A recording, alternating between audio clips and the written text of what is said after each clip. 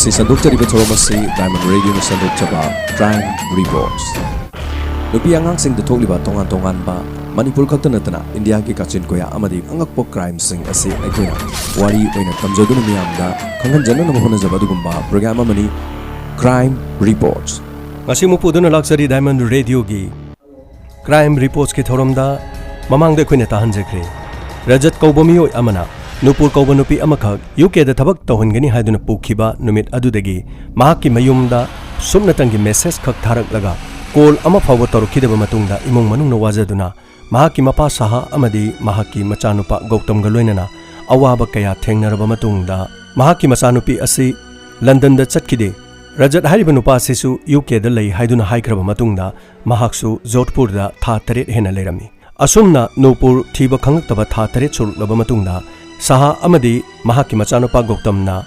Ranchi da leiba police station amada complaint tawduna police na thigatpagi thabak yamna kanna chathabada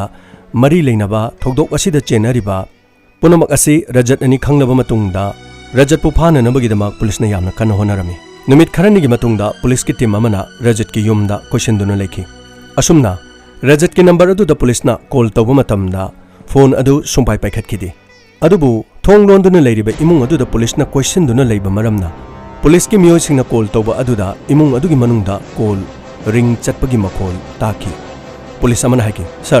mana phone paikhatriba se phone se mahaki imung da khingba mali imung da phone ama khingba gi makhol tai adu ragidi nokoi maning lom da khar chalo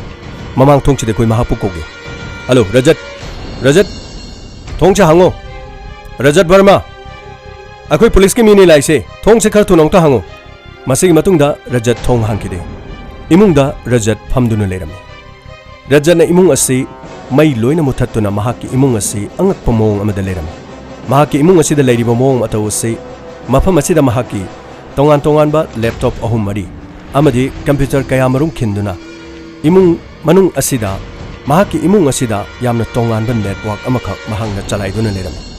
masida mahangna company gi che sang saba amadi passport saba amadi tongan ba miyoi kayagi fake account kaya saduna Facebook ta mahakna atopa mina like amadi comment pibasu mahang masana mafam adudagi loinamak sabo iram Rajat hariba miyoi asi lairik lasu heiba makhun masa yamna heiba yamna hei singba haujiki matamgi IT technology asi yamna khangba mamuttana khangba adugumlaba MBA loraba mi amakhak mahangna imungda seasonariba system adu khakta natana mahak asi tongan ba Hiram kayada amadi lamda mamuttana khanglaba miyoi ama oirami masing yamla mahaki computer sing thagalaba matungda computer adugi koiro question duna mayai da famduna black coffee thakduna mahak wakhalda ungduna dubak leki police na call kayarak tawba adu mahaki call adu mahangna paikhalamde thabak sing asi mahangna mahaki imung manungda adumok leiduna pangthokpa adugumlaba thabak ama oiramki police na hanjan mahakpu kauki masigi matungda police ki team amana Yunggi maning thong lomdagi changlak nabasu honaki amadi mamang thongda thong adu phakaina nabasu honaki masigi matungda police ki miyosingna thongnauda Rajat uki matamadu da police na haki Rajat nahak poi khoina ure thong si yam thuna hangtho nangna thong hangtoktrabadi khoina thong si phakaigini matamadu da Rajat haki kari maronggi thong phakai dino noina thong phakai ninga ge to phakai yabro noina thong du phakai ba matamda noi kari thokani khangbro hojing nokhoigi na sada Home Department ki chema laglani madugi matungda ai karamba mino haibase nokoina munna khanglagani karimta warunu asomna mahaki makhutta remote ama pairami police ki miyoi singna chingnaki mahana pairiba remote adu thong adu phakaiba matamda thongda bongguma mahana fit tawduna thamlaga remote adu namlaknabadi sibana ba sokpa panba kaya thokpa yai haiduna police na khanki madugi matungda police ki miyoi singna nakhongai ko thongje phakaigumse magi si remote ama so pairi mase yamna luba mini kanana khangani bom fit tawduna thamlamnabadi okhoi khudong charo aduga maninglonggi team do thong phakairaga tumina changwa hayo makhoni imung hek yorko matamda akhoi su mamangi thongchu phakairaga changnana batokse magi remote ahanbada munna bonasi police na somna haiki masigi matungda maninglomdagi police sing mahaki imungda thong namkhaiduna changlaknami amadi Rajana leiriba imung adugi kada police ki miyoi sing question ki masigi matungda police na mamang thong phakaiduna changaki amadi mahakpu nongmaina namlam Rajana haiki aduk pangdaba nakhoina ingonda nomaina kap ke sira nomaina kap ke haibo wakhandu di khangano nakhoi ai kanano khangaba matamadu da police na haike nang kanano haibo khange nang nam thak toba Nupur bu nang na mafam asida porktuna thamkibani ayu hauji nupu kra de le aduga nangi nakuta pari bari moto makada thamo nangi nakuta pari bari moto makada thamo natrabadi nang afabo iroi matamadu da mahangna sidi cham cham TV remote ne TV gi remote pai bada noi na ibu kiri ro je makada thamgi kari su kana da bawani nakhoi home department gi chela ni ai kanano haibase nakhoi da mayek sengna takani police na mahak pokudak adu da farame faraba matungda mahaki mayumda mahaki ka adu da leiram liba mo mato do police na ngaki police ki mioi mana ke sir mafam asida leiri sidi jam angak pani mana torise laptop amana sir Singapore da sabani aduga assemble toba laptop ni amadi tonga ba international call gi tonga ba internet ki system kharasu seasonary UK digi loba internet ki system amaso seasonary masina mahangna UK digi message tharak pa saba amadi mahaki IP addressing asi khangdana nabagi damak to khulai kya maksu pale mase makhut masai am hiba mini sir passbook asaba kya amram sulere sir aduga sunglei leitaba company kaya su mahangna photoshop ta sari sir mase yamna nam thak toba mini yamna phare maha je koi custody da thamaga wahang pang toba tabani asumna police na mahapu poki police na Rajat ki maramda khongun kya amarum likhi amadi police na Rajat ki mapa Chandrakant amadi mahaki mama Ragini kadai da laikhrabagi masigi maramda mkhoina yamna thigalami Rajat ki machindagi hairakpada matam khargi mamangda mama amadi mapa ase Scotland da lei haiduna mahang haikibani masigi matungda police na thiba humbagi kanna thabak chatharakpa matungda mahaki mama Ragini gi hek pokminaba manau nupi Kanika hariba nupi ase police na contact toki matungda Kanika da police na hangi kainom thangjigi nakhoi gi nachegi macha Rajat hariba mi si karamano mahak si karamba mino matamadu Kanika na harki aidi mahak 2011 dagi wang nadre yamna mathong chadaba thakshi ga sinaidaba mini mahak to aigi iche ni mahaki mamado aigi iche na thabak tagi potharaba matung aigi iteina thabak tagi potharaba matungda aina makhoi Scotland da leiba adu mahakna tawriba adu pharoi yum asida lehensi haiba wafamda mahakna ibu mi oibagi wangang lakhide madugi matungda mahakna aingonda ngang lakhiba wahai adugi matungdagi ai amuhana ise ga so wari sanadre amadi makhogi mapa ga so wari sanadre amadi mahak ga so ai wari sanadre haiba police na hariki police na adudi makhogi mama mapa gi phone number di adom da leibibra matam adu da Kanika na leite makhoi su lam lapna leikrabani na makhoi su makhogi thokpa ai su ai gi thokpa haiduna dumak leire adu case amada chenare nakhogi nachegi machanu Rajat se Nupur kauba nupi ama London da thabak tawgani haiduna mahangna pukhraga ngasi phawba mafam khangdana manghale aduga mahak se hauji wari sanaba yadaba mahak ki makok se laina ama naba male adu yam nungaijare masigi matungda makha taba kariguma khangning baler baso khoi call tawjarke police ki mateng pangbiu asum naiki masigi matungda police na yamna thigatki mahak ki mama amadi mapana pension lokthokraba matungda mahangna UK dagi external affairs ki kangu dagi che ama mahakna loinaraga che adu season aduna mama mapa na Scotland da leibanina mahangna India da leiba matamda mama mapa gi pension adu India dagi lokthok taba yadabanina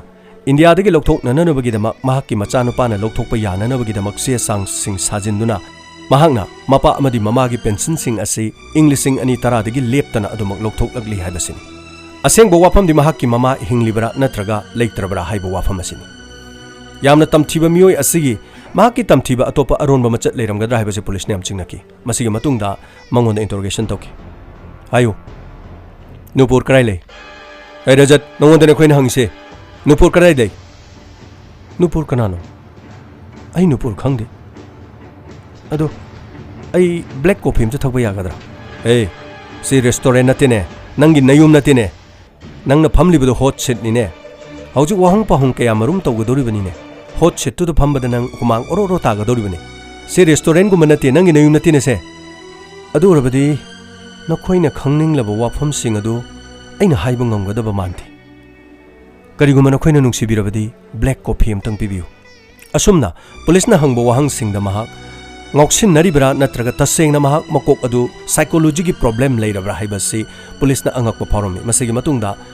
matungda doctor tanaduna mahak hospital de yangan ki amadi doctor na heraki inspector Rajat hariba mi si taseng na mahak ahing kaya tumda basina mahak ki makok asi psychology gi problem ama leire adu masida nakhoina third degree season aba tarabadi mahak shut down tokini masdagi patanung da thoklabadi nakhoina khangning liba wafam sing do loina negative orani aduna tangai padana mahapu wahang pahang ba toba taragadi home ministry dagi che matang tharaklaga mahak wahang pahang tawdrabadi masidi khara lure asumna matam khara ngaiki police na yamna wakirami tholiba thawdok adugi matangda mioi adu phara phawda langla langjin khara khangba ngamdaba sida yamna langtaknaram masigi matungda police na wahang pahang tawrabasu ngauksin aduna mahakna matam punamakta ulai parai tawduna leki police na them duna mahak wahang pahang tawna no honabada mahakna khwaidagi ngaujabasi black coffee oirami black coffee asi mamangda thamduna police na wahang pahang tawba hoki matam adu da mahakna herki Nupur aini kogunati mahak masana mafam asida lakhibani mahak London chan anamagidama Mumbai gi hotel amada leki mahak ki visa amadi changadaba che chang punamak aina losinba ngamkhide matam adu da mahak na ingonda call torki Rajat karino aidi yumda haying London yorogani haigre aduga nang ngasi tang kumapan yoro phawda che chang amata pidrisi karigino nangi thabaksi soige doribra aidi yumda ngasi Mumbai yorga haying London chatkani haiduna aidi haidokre hojik ai yumda call amphok tawdri maramdi aigi thabakse soiradi imai pagi mamangdi kaijaba adu nangi thabakse kamai tobuno aigi visa amadi che chang ate krai lekhrage nana tori thabakse karino matam aduda Rajat na haiki hello baby karim tu waruno ai appointment ama leibadagi mafam asida thabak ama ai tawda yadadana tawbani nang karigi warino adu nangi thongjinda train ticket leirabani Jodhpur da lao aigi yumda address to che adugi mathakta ningthijana yawrabani yum adu kanamta leitabani aduga yum adugi gamla gi makongda so lebani gamla adugi hek makongda so du lokthogana nang yumda thong hanglaga leiramu mafam abduda aina nangi ningthijaraba bedroom ka amasu thamduna leirabani ai mafam asida London da ai thabak ama pharak taduna leire ai soidana laki aduga aiga punna plane da torga changminarase adu aina chatringa gi interview di Mumbai da togani haidaine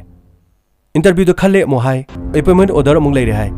Mumbai da mu interview togani hai karino nangi thabakse Mumbai da interview togani antormado aina bypass tokre Jodhpur do intorni nang kai muaron home ministry gi mi singa iga yamba loitanare nangi thabak tu gi dinam kaisu khaluno adu hope you enjoy your journey okay baby aini khale nang journey soidana maki nungai gane na khale amuk pauk se phaunar se asumna phone se thamkirami Nupur na yamna ngakhirami mahaki inbox ta appointment order amuk piba interview tawni amu haiba Jodhpur da mung lao haiba tongan ba kaya singa sina mahang na yumda paw amta pibu ngamlamde asumna thokpa thokdok singa sina mahang na mayumda paw amta pibu ngamkhidaba wari singa si tonga na thoruklami masigi matungda mahak Jodhpur da laki Rajat ki yumda yoki adubu Rajati yum aduda leirami masida Nupur na haiki nangdi London da lei haidaine London da lei haraga nang yum sida leirami sina kamai tawriba baby hojiki matamda karino America USA London chaningba matamda chatpa yaba ngaktani appointment thabak singdo ai loiraba matungda ai nangni yumda na thanda leine na khanbadu nungai tadana ai tholeini adu nongmani ni sida che chang saraga pulap ibani changkhra loire kedoroge karimta waro nu kaino Rajat yam sen hayo ai nangna tori thabak se ai float mansale hayo nangi na chana tori be thabak singse float na te aseng bane haibra natraga sengda bane haibaduna ingonda yam thuna sengna khangalo ai ima baba gi mamang da ai karino in ulugudo ba maise ai ta sengna Jodhpur da laktringe de yum da halasira khalamani ado aseng ba matang di khangi ge haiduna ai lakli bane yaraga de aseng bu do mukta hayo are baby ang yam no wakri ai su nangi thabak sigakta nate so many works ai thabak kaya marum ne leise ai ge appointment mi kaya marum ne matang ai ge pau phanu gadab leisingse adu nang nai bu yamna lana khanba male adu anyway ngasi no mani ni leraga dum punna changkhrasi kaino asumna thajaba adu Nupur da mahang na piram maram asinani Nupur na su mahak sigumba thodok ama thokle haiduna mayumda mahakna phone toruk pangam driba singase adubu mahaki aron baka adudadi Nupur gi mayumda mahaki number adudagi mahaki computer gi khuthangda message thaduna Nupur saduna mahangna SMS sing halam masina mahaki thabak sida apan mapi dana bagidama yamna hei sing honaram masigi matungda mahana coffee loan ba aduda Nupur na haiki ai coffee thangde Rajat ai coffee thakpa pamba mi nati nang dongna coffee de edik oiba mi nati ado nang thabak se ingonda sengi sengde haibase amuktadi hayo adu Rajat na nang karigi warino ꯑꯩꯅ ꯍꯥꯏꯔꯤꯗꯅ ꯅꯉꯣꯟꯗ ꯑꯩ ꯅꯪꯒꯤ ꯑꯁꯦꯡꯕ ꯃꯔꯨꯞꯅꯦ ꯑꯗꯣ ꯑꯩꯉꯣꯟꯗ ꯊꯥꯖꯗꯕ ꯇꯧꯅꯨ ꯀꯩꯗꯧꯔꯒꯦ ꯉꯁꯤ ꯅꯣꯡꯃ ꯅꯤꯅꯤ ꯂꯩꯔꯒ ꯑꯗꯨꯝ ꯑꯩꯈꯣꯏ ꯌꯥꯝ ꯊꯨꯅ ꯆꯠꯅꯕ ꯇꯧꯁꯤ ꯋꯥꯐꯝ ꯑꯁꯤ ꯑꯗꯨꯝ ꯆꯞ ꯃꯥꯟꯅꯅ ꯍꯥꯏꯈꯤ ꯃꯁꯤꯒꯤ ꯃꯇꯨꯡꯗ ꯃꯍꯥꯛꯅ ꯀꯣꯐꯤ ꯅꯝꯗꯨꯅ ꯃꯉꯣꯟꯗ ꯄꯤꯊꯛꯈꯤ ꯑꯗꯨꯕꯨ ꯇꯨꯝꯅꯅꯕ ꯒꯨꯂꯤ ꯍꯥꯞꯆꯤꯜꯂꯦ ꯍꯥꯏꯕꯁꯤꯗꯤ ꯅꯨꯄꯨꯔꯅ ꯈꯪꯂꯝꯗꯦ ꯑꯁꯨꯝꯅ ꯃꯍꯥꯛꯀꯤ ꯆꯂꯥꯛ ꯑꯁꯤ ꯃꯊꯪ ꯍꯧꯔꯛꯈꯤ ꯅꯨꯄꯨꯔꯕꯨ ꯃꯍꯥꯛꯅ ꯀꯣꯐꯤ ꯄꯤꯊꯛꯇꯨꯅ ꯑꯁꯨꯝꯅ ꯅꯨꯄꯨꯔꯗ ꯃꯍꯥꯛꯅ ꯇꯨꯝꯅꯤꯡꯅꯕ ꯒꯨꯂꯤ ꯄꯤꯖꯗꯨꯅ ꯅꯨꯄꯨꯔ ꯃꯇꯝ ꯑꯌꯥꯝꯕꯗ ꯌꯨꯝ ꯑꯗꯨꯗ ꯇꯨꯝꯍꯟꯗꯨꯅ ꯊꯝꯂꯝꯃꯤ ꯇꯁꯦꯡꯅꯃꯛ ꯔꯖꯠ ꯍꯥꯏꯔꯤꯕ ꯃꯤ ꯑꯁꯤ ꯅꯨꯄꯨꯔꯕꯨ ꯌꯥꯝꯅ ꯄꯥꯝꯖꯕ ꯅꯨꯄꯥ ꯑꯃꯈꯛ ꯑꯣꯏꯈꯤ ꯑꯗꯨꯕꯨ ꯃꯍꯩ ꯃꯁꯤꯡ ꯍꯩꯕ ꯂꯥꯏꯔꯤꯛ ꯂꯥꯏꯁꯨ ꯍꯩꯔꯕꯁꯨ ꯃꯈꯣꯏꯅ ꯄꯨꯟꯅ MBA ꯇꯧꯗꯨꯅ ꯊꯦꯡꯅꯔꯛꯄ ꯃꯇꯝꯗ ꯈꯪꯅꯔꯛꯈꯤꯕ ꯃꯤꯑꯣꯏ ꯑꯃꯈꯛ ꯑꯁꯨꯝꯅ ꯃꯇꯝ ꯑꯗꯨꯗ ꯃꯍꯥꯛꯅ ꯅꯨꯄꯨꯔꯕꯨ ꯅꯨꯡꯁꯤ ꯍꯥꯏꯗꯨꯅ ꯃꯍꯥꯛꯅ ꯐꯣꯡꯗꯣꯛꯆꯒꯦ ꯈꯟꯈꯤꯕ ꯃꯇꯝ ꯑꯗꯨꯗ ꯅꯨꯄꯨꯔꯅ ꯃꯍꯥꯛꯀ ꯈꯪꯅꯖꯕ ꯃꯍꯥꯛꯀꯤ ꯄꯨꯟꯁꯤꯒꯤ ꯈꯣꯡꯂꯣꯏ ꯑꯃ ꯂꯩꯖꯩ ꯍꯥꯏꯕ ꯋꯥꯐꯝ ꯑꯁꯤ ꯅꯨꯄꯨꯔꯅ ꯐꯣꯡꯗꯣꯛꯈꯤ ꯅꯨꯃꯤꯠ ꯑꯗꯨ ꯔꯖꯠꯀꯤ ꯈ꯭ꯋꯥꯏꯗꯒꯤ ꯊꯃꯣꯏ ꯀꯥꯏꯕ ꯅꯨꯃꯤꯠ ꯑꯣꯏꯈꯤ ꯔꯖꯠꯅ ꯈꯟꯈꯤ ꯅꯨꯄꯨꯔꯅ ꯑꯩꯕꯨ ꯌꯥꯗꯕꯒꯤ ꯃꯔꯝꯁꯤ ꯑꯩ ꯂꯥꯏꯔꯤꯛ ꯍꯩꯇꯕꯒꯤ ꯅꯠꯇꯦ ꯑꯩ ꯂꯥꯏꯔꯤꯛ ꯍꯩ ꯑꯩ ꯁꯦꯜ ꯑꯗꯨꯝ ꯂꯩ ꯑꯩ ꯏꯃꯥ ꯕꯕꯥ ꯊꯕꯛ ꯇꯧꯕ ꯃꯤ ꯉꯥꯛꯇꯅꯤ ꯑꯗꯨꯕꯨ ꯅꯨꯄꯨꯔꯅ ꯑꯩꯕꯨ ꯄꯥꯝꯗꯕꯒꯤ ꯃꯔꯝꯁꯤ ꯀꯔꯤꯅꯣ ꯑꯩꯁꯦ ꯃꯨꯕꯅꯅꯤ ꯑꯗꯨꯕꯨ ꯀꯂꯔ ꯈꯨꯗꯤꯡꯃꯛꯇꯒꯤ ꯈ꯭ꯋꯥꯏꯗꯒꯤ ꯐꯖꯕ ꯍꯥꯏꯕꯁꯤꯗꯤ ꯑꯃꯨꯕꯗꯒꯤ ꯍꯦꯟꯅ ꯐꯖꯕ ꯂꯩꯇꯦ ꯁꯪꯁꯥꯔ ꯑꯁꯤꯗ ꯅꯨꯃꯤꯠꯀꯤ ꯃꯉꯥꯜ ꯃꯩꯒꯤ ꯃꯉꯥꯜ ꯑꯉꯥꯟꯕꯅꯤ ꯑꯗꯨꯕꯨ ꯑꯃꯝꯕꯒꯤ ꯃꯆꯨꯗꯤ ꯑꯃꯨꯕꯅꯤ ꯑꯩ ꯑꯃꯨꯕ ꯃꯤꯅꯤ ꯃꯨꯈ꯭ꯔꯕ ꯑꯩꯒꯤ ꯃꯥꯏꯗ ꯉꯧꯅꯅꯕꯒꯤꯗꯃꯛꯇ ꯀꯣꯁꯃꯦꯇꯤꯛ ꯀꯌꯥꯃꯔꯨꯝ ꯇꯩꯔꯕꯁꯨ ꯑꯩꯒꯤ ꯃꯥꯏ ꯑꯁꯤꯗ ꯉꯧꯔꯔꯣꯏ ꯀꯔꯤꯒꯨꯝꯕ ꯑꯩꯅ ꯉꯧꯔꯝꯂꯕꯗꯤ ꯅꯨꯄꯨꯔꯅ ꯑꯩꯕꯨꯁꯨ ꯁꯣꯏꯗꯅ ꯅꯨꯡꯁꯤꯕꯤꯒꯗꯕꯅꯤ ꯋꯥꯐꯝ ꯑꯁꯤꯗ ꯃꯍꯥꯛ ꯈꯟꯖꯤꯟꯗꯨꯅ ꯂꯩꯈꯤꯕ ꯃꯔꯝꯅ ꯇꯁꯦꯡꯅꯃꯛ ꯃꯍꯥꯛ ꯑꯁꯤ ꯅꯨꯄꯨꯔꯗ ꯌꯥꯝꯅ ꯉꯥꯎꯖꯕ ꯁꯥꯏꯀꯣꯂꯣꯖꯤꯒꯤ ꯄ꯭ꯔꯣꯕ꯭ꯂꯦꯝꯗ ꯂꯩꯔꯕ ꯃꯤ ꯑꯃ ꯍꯥꯏꯕꯗꯨ ꯃꯍꯥꯛ ꯇꯞꯅ ꯑꯣꯏꯔꯛꯈꯤ ꯑꯁꯨꯝꯅ ꯃꯍꯥꯛꯅ ꯄ꯭ꯂꯥꯟ ꯈꯨꯗꯤꯡꯃꯛ ꯁꯤꯟꯗꯨꯅ UKꯒꯤ ꯀꯝꯄꯦꯅꯤ ꯑꯃꯁꯨ ꯃꯍꯥꯛꯅ ꯁꯥꯕ ꯃꯁꯤꯒꯤ ꯃꯇꯨꯡꯗ ꯅꯨꯄꯨꯔꯕꯨ ꯊꯥꯖꯍꯟꯗꯨꯅ ꯑꯣꯏꯗ ꯄꯥꯗꯕ ꯀꯌꯥꯃꯔꯨꯝ ꯉꯥꯡꯗꯨꯅ ꯃꯍꯥꯛꯀꯤ ꯃꯈꯨꯠ ꯆꯟꯅꯅꯕꯒꯤꯗꯃꯛ ꯍꯣꯠꯅꯕ ꯍꯥꯏꯕꯗꯨ ꯃꯍꯥꯛꯅ ꯑꯣꯏꯔꯝꯃꯤ ꯃꯁꯤꯒꯤ ꯃꯇꯨꯡꯗ ꯅꯣꯡꯃ ꯑꯌꯨꯛ ꯑꯃ ꯅꯨꯄꯨꯔ ꯒ꯭ꯌꯥꯟ ꯇꯥꯔꯛꯂꯝꯃꯤ ꯑꯃꯗꯤ ꯃꯍꯥꯛꯅ ꯃꯍꯥꯛꯀꯤ ꯐꯣꯟ ꯑꯗꯨ ꯀꯣꯏꯊꯤ ꯊꯤꯗꯨꯅ ꯐꯣꯟꯗꯒꯤ ꯃꯍꯥꯛꯅ ꯃꯦꯁꯦꯖ ꯊꯥꯔꯝꯃꯤ ꯃꯦꯁꯦꯖ ꯑꯗꯨ ꯒꯧꯇꯝꯗ ꯌꯧꯈꯤ ꯒꯧꯇꯝꯗ ꯌꯧꯈꯤꯕ ꯃꯦꯁꯦꯖ ꯑꯗꯨꯗꯤ ꯒꯧꯇꯝ ꯑꯩ ꯃꯐꯝ ꯑꯁꯤꯗ ꯂꯥꯛꯂꯤꯕꯁꯦ ꯌꯥꯝꯅ ꯁꯣꯏꯕ ꯑꯣꯏꯔꯝꯃꯦ ꯑꯩꯒꯤ ꯈꯣꯡꯊꯥꯡꯁꯦ ꯑꯔꯥꯟꯕ ꯑꯣꯏꯔꯝꯂꯦ ꯑꯩ ꯌꯥꯝ ꯊꯨꯅ ꯌꯨꯝꯗ ꯍꯜꯂꯛꯂꯒꯅꯤ ꯒꯧꯇꯝ ꯑꯩ ꯁꯣꯏꯗꯅꯃꯛꯀꯤ ꯌꯨꯝꯗ ꯌꯥꯝ ꯊꯨꯅ ꯍꯜꯂꯛꯂꯒꯅꯤ ꯑꯁꯨꯝꯅ ꯃꯤꯌꯥꯝꯗ ꯂꯤꯖꯔꯛꯂꯤꯕ ꯋꯥꯔꯤ ꯑꯁꯤꯒꯤ ꯑꯍꯥꯟꯕ ꯁꯔꯨꯛꯇ ꯌꯥꯎꯈꯤꯕ ꯃꯦꯁꯦꯖ ꯊꯥꯔꯛꯈꯤꯕꯒꯤ ꯇꯥꯡꯀꯛ ꯑꯁꯤ ꯃꯇꯝ ꯑꯗꯨꯗ ꯇꯁꯦꯡꯅꯃꯛꯀꯤ ꯅꯨꯄꯨꯔꯅ ꯋꯥꯈꯜ ꯇꯥꯔꯛꯄ ꯃꯇꯝꯗ ꯃꯍꯥꯛꯀꯤ ꯐꯣꯟꯗꯒꯤ ꯑꯁꯦꯡꯕ ꯊꯥꯔꯛꯈꯤꯕ SMS ꯑꯣꯏꯔꯝꯈꯤ ꯃꯁꯤꯒꯤ ꯃꯇꯨꯡꯗ SMS ꯊꯥꯔꯤꯉꯩ ꯃꯇꯝꯗ ꯈꯪꯍꯧꯗꯅ ꯔꯖꯠꯅ ꯐꯣꯟ ꯃꯨꯟꯈꯤꯗꯨꯅ ꯑꯁꯨꯝꯅ ꯃꯍꯥꯛꯀꯤ ꯑꯔꯣꯟꯕꯁꯤꯡ ꯑꯁꯤ ꯃꯊꯪ ꯈꯪꯂꯛꯄ ꯇꯥꯔꯦ ꯍꯥꯏꯗꯨꯅ ꯃꯍꯥꯛꯅ ꯅꯨꯄꯨꯔꯕꯨ ꯈꯨꯗꯛꯇ ꯍꯥꯠꯇꯣꯛꯈꯤꯕ ꯑꯣꯏꯔꯝꯃꯤ ꯃꯁꯤꯒꯤ ꯃꯇꯨꯡꯗꯒꯤꯗꯤ ꯃꯍꯥꯛꯅ ꯅꯨꯄꯨꯔꯒꯤ ꯐꯣꯟꯗꯒꯤ ꯑꯩ ꯌꯨꯝꯗ ꯂꯥꯛꯀꯗꯕꯗꯨ ꯔꯖꯠ ꯑꯦꯛꯁꯤꯗꯦꯟ ꯑꯃ ꯊꯣꯛꯇꯨꯅ ꯂꯩꯔꯦ ꯃꯍꯥꯛ ꯍꯨꯟꯗꯣꯛꯂꯝꯂꯒ ꯂꯥꯛꯄ ꯐꯔꯛ ꯇꯥꯔꯅꯤ ꯑꯁꯨꯝꯅ ꯍꯥꯏꯔꯛꯄ ꯃꯦꯁꯦꯖꯁꯤꯡ ꯅꯨꯄꯨꯔ ꯁꯥꯗꯨꯅ ꯏꯃꯨꯡ ꯃꯅꯨꯡꯗ ꯃꯍꯥꯛꯅ ꯃꯦꯁꯦꯖ ꯊꯥꯕ ꯑꯣꯏꯔꯝꯃꯤ ꯇꯁꯦꯡꯅꯃꯛꯀꯤ ꯅꯨꯄꯨꯔꯗꯤ ꯅꯨꯃꯤꯠ ꯑꯗꯨꯗ ꯁꯪꯁꯥꯔ ꯑꯁꯤ ꯊꯥꯗꯣꯛꯇꯨꯅ ꯆꯠꯈꯤꯕ ꯑꯣꯏꯔꯝꯃꯤ ꯋꯥꯔꯤꯁꯤꯡ ꯑꯁꯤ ꯔꯖꯠꯅ ꯄꯨꯂꯤꯁꯅ ꯇꯞꯅ ꯍꯪꯕ ꯃꯇꯝꯗ ꯂꯣꯏꯅꯃꯛ ꯍꯥꯏꯗꯣꯔꯛꯈꯤꯕ ꯋꯥꯐꯝꯁꯤꯡ ꯃꯁꯤꯗꯁꯨ ꯅꯠꯇꯅ ꯃꯍꯥꯛꯄꯨ ꯊꯤꯕ ꯍꯨꯝꯕꯒꯤ ꯃꯈꯥ ꯇꯥꯅ ꯊꯕꯛ ꯆꯠꯊꯔꯛꯄꯗ ꯃꯍꯥꯛꯀꯤ ꯃꯃꯥ ꯑꯃꯗꯤ ꯃꯄꯥ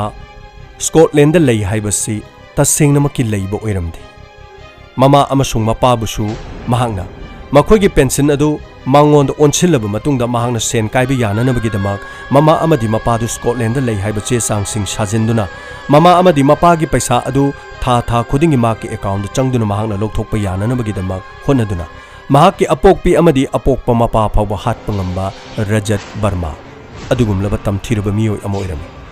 ꯃꯍꯥꯛꯅ ꯑꯅꯤꯡꯕ ꯑꯄꯥꯝꯕ ꯑꯗꯨ ꯅꯨꯄꯨꯔꯕꯨ ꯅꯨꯡꯁꯤꯖꯕꯗꯒꯤ ꯅꯨꯄꯨꯔꯕꯨ ꯍꯥꯠꯂꯒ ꯃꯍꯥꯛꯀꯤ ꯏꯃꯨꯡ ꯃꯅꯨꯡ ꯑꯗꯨꯃꯛꯇꯗ ꯐꯨꯝꯖꯤꯟꯕ ꯃꯤ ꯑꯃ ꯑꯣꯏꯔꯝꯈꯤ ꯃꯍꯥꯛꯀꯤ ꯋꯥꯈꯜ ꯇꯥꯔꯛꯇꯕ ꯃꯔꯝꯅ ꯄꯨꯂꯤꯁꯅ ꯆꯥꯔꯖ ꯁꯤꯠ ꯂꯥꯡꯈꯠꯇꯨꯅ ꯃꯇꯤꯛ ꯆꯥꯕ ꯀꯦꯁꯁꯤꯡ ꯑꯁꯤꯗ ꯃꯍꯥꯛꯄꯨ ꯗꯟꯗꯤ ꯄꯤꯒꯗꯕ ꯑꯗꯨ ꯃꯍꯥꯛ ꯅꯣꯔꯃꯦꯜ ꯑꯣꯏꯅ ꯃꯍꯥꯛꯀꯤ ꯀꯣꯛ ꯑꯗꯨ ꯍꯜꯂꯛꯄ ꯉꯥꯏꯈꯤ ꯑꯗꯨꯕꯨ ꯃꯍꯥꯛꯅ ꯅꯣꯔꯃꯦꯜ ꯑꯣꯏꯅ ꯍꯜꯂꯛꯄ ꯃꯇꯝꯗ ꯁꯣꯏꯗꯅꯃꯛꯀꯤ ꯃꯍꯥꯛꯀꯤ ꯆꯩꯔꯥꯛꯇꯤ ꯁꯣꯏꯗꯅ ꯐꯪꯂꯒꯅꯤ ꯑꯃꯔꯣꯝꯗꯅ ꯄꯨꯂꯤꯁꯅ ꯄꯥꯎ ꯄꯤꯗꯨꯅ ꯅꯨꯄꯨꯔꯒꯤ ꯏꯃꯨꯡ ꯃꯅꯨꯡ ꯀꯧꯈꯤ ꯑꯃꯗꯤ ꯏꯃꯨꯡ ꯑꯗꯨꯗꯒꯤ ꯅꯨꯄꯨꯔꯒꯤ ꯑꯁꯤꯕ ꯍꯛꯆꯥꯡ ꯔꯖꯠꯅ ꯇꯥꯛꯄꯒꯤ ꯃꯇꯨꯡ ꯏꯟꯅ ꯏꯃꯨꯡ ꯑꯗꯨꯗꯒꯤ ꯇꯧꯊꯣꯛꯇꯨꯅ ꯑꯁꯤꯕ ꯍꯛꯆꯥꯡ ꯑꯣꯏꯅ ꯂꯧꯈꯠꯈꯤ ꯃꯇꯝ ꯑꯗꯨꯗ ꯃꯁꯥꯒꯤ ꯀꯦꯔꯤꯌꯔ ꯁꯦꯝꯖꯗꯨꯅ ꯏꯃꯨꯡ ꯃꯅꯨꯡꯒꯤ ꯃꯇꯦꯡ ꯄꯥꯡꯈꯤꯕꯤ ꯂꯥꯏꯔꯤꯛ ꯂꯥꯏꯁꯨ ꯍꯩꯔꯕꯤ ꯔꯖꯠꯀꯤ ꯈꯨꯖꯤꯟ ꯊꯧꯔꯥꯡꯗ ꯊꯨꯗꯨꯅ ꯃꯍꯥꯛꯀꯤ ꯃꯄꯨꯟꯁꯤ ꯈꯥꯡꯉꯨꯊꯛꯇ ꯄꯤꯈꯝꯅꯈꯤ ꯃꯁꯤꯒꯤ ꯃꯈꯥ ꯇꯥꯔꯛꯄꯗ ꯔꯖꯠ ꯕꯔꯃꯥꯒꯤ ꯐꯤꯚꯝ ꯑꯗꯨꯗ ꯄꯨꯂꯤꯁꯅ ꯃꯃꯥ ꯃꯄꯥꯒꯤ ꯃꯔꯝꯗ ꯍꯪꯈꯤ ꯃꯗꯨꯗꯁꯨ ꯃꯍꯥꯛꯅ ꯃꯍꯥꯛꯀꯤ ꯑꯅꯤꯡꯕ ꯑꯄꯥꯝꯕ ꯈꯔꯒꯤꯗꯃꯛ ꯃꯃꯥ ꯑꯃꯗꯤ ꯃꯄꯥꯗ ꯀꯣꯐꯤ ꯄꯤꯊꯛꯇꯨꯅ ꯃꯍꯥꯛꯅ ꯍꯥꯠꯈꯤꯕ ꯑꯃꯗꯤ ꯌꯨꯝ ꯑꯗꯨꯒꯤ ꯏꯪꯈꯣꯜ ꯑꯗꯨꯒꯤ ꯃꯅꯨꯡꯗ ꯃꯃꯥ ꯃꯄꯥꯕꯨ ꯐꯨꯝꯖꯤꯟꯈꯤ ꯍꯥꯏꯕꯁꯤ ꯃꯍꯥꯛꯅ ꯇꯥꯛꯂꯛꯈꯤ꯫ ꯃꯁꯤꯒꯤ ꯃꯇꯨꯡ ꯇꯥꯔꯛꯄꯗ ꯏꯪꯈꯣꯜ ꯑꯗꯨꯗ ꯑꯃꯨꯛ ꯃꯍꯥꯛꯅ ꯃꯐꯝ ꯑꯗꯨ ꯇꯥꯛꯂꯒ ꯄꯨꯂꯤꯁꯀꯤ ꯃꯤꯑꯣꯏꯁꯤꯡꯅ ꯇꯧꯈꯤ꯫ ꯀꯣꯝ ꯑꯃꯒꯤ ꯃꯅꯨꯡꯗ ꯃꯃꯥ ꯃꯄꯥꯒꯤ ꯑꯁꯤꯕ ꯍꯛꯆꯥꯡ ꯂꯩꯔꯝꯈꯤ꯫ ꯑꯁꯨꯝꯅ ꯔꯖꯠꯅ ꯃꯍꯥꯛꯀꯤ ꯑꯅꯤꯡꯕ ꯑꯄꯥꯝꯕ ꯑꯗꯨꯅ ꯃꯥꯡꯑꯣꯏꯅꯔꯒ ꯃꯍꯥꯛꯀꯤ ꯑꯅꯤꯡꯕꯗꯨ ꯊꯨꯡꯅꯅꯕꯒꯤꯗꯃꯛ ꯃꯍꯥꯛꯀꯤ ꯃꯐꯝꯗꯗꯤ ꯃꯃꯥ ꯍꯥꯏꯕ ꯂꯩꯇꯦ, ꯃꯄꯥ ꯍꯥꯏꯕ ꯂꯩꯇꯦ꯫ ꯑꯁꯤꯒꯨꯝꯕ ꯃꯤ ꯑꯁꯤꯅ ꯅꯨꯄꯨꯔꯕꯨꯗꯤ ꯃꯍꯥꯛꯀꯤ ꯃꯐꯝꯗ ꯀꯔꯤ ꯑꯣꯏꯅ ꯈꯜꯂꯝꯒꯅꯤ? ꯇꯝꯊꯤꯔꯕ ꯔꯖꯠ ꯃꯃꯥ ꯃꯄꯥ ꯐꯥꯎꯕ ꯍꯥꯠꯄ ꯉꯝꯕ ꯃꯍꯥꯛꯀꯤ ꯃꯐꯝꯗ ꯃꯇꯤꯛ ꯆꯥꯕ ꯑꯥꯏꯟꯅ ꯗꯟꯗꯤ ꯑꯃꯗꯤ ꯁꯣꯏꯗꯅ ꯑꯗꯨꯃꯛ ꯄꯤꯔꯒꯅꯤ꯫ ꯉꯁꯤꯒꯤ ꯊꯧꯗꯣꯛ ꯑꯁꯤꯗꯒꯤ ꯑꯗꯣꯝꯅ ꯀꯔꯤ ꯄꯔꯥ ꯇꯝꯁꯤꯟꯕꯤꯕ ꯌꯥꯕꯒꯦ? ꯃꯄꯥꯟꯗ ꯊꯕꯛ ꯇꯧꯅꯅꯕꯅꯤ ꯍꯥꯏꯗꯨꯅ ꯀꯔꯤꯒꯨꯝꯕ ꯃꯤꯑꯣꯏ ꯑꯃꯅ ꯍꯦꯛꯇ ꯍꯥꯏꯕꯗ ꯃꯔꯤ ꯃꯈꯣꯡ ꯁꯨꯡꯈꯪ ꯈꯪꯗꯅ ꯃꯗꯨꯒꯤꯗꯃꯛꯇ ꯃꯍꯩ ꯃꯁꯤꯡ ꯅꯤꯡꯊꯤꯅ ꯍꯩꯔꯕꯤ MBA ꯂꯣꯏꯔꯕꯤ ꯅꯨꯄꯤ ꯑꯃꯈꯛꯅ ꯇꯤꯟꯅꯕ ꯃꯃꯥꯟꯅꯕ ꯔꯖꯠꯀꯤ ꯋꯥꯐꯝꯗ ꯃꯍꯥꯛꯀꯤ ꯂꯥꯡꯗ ꯊꯨꯗꯨꯅ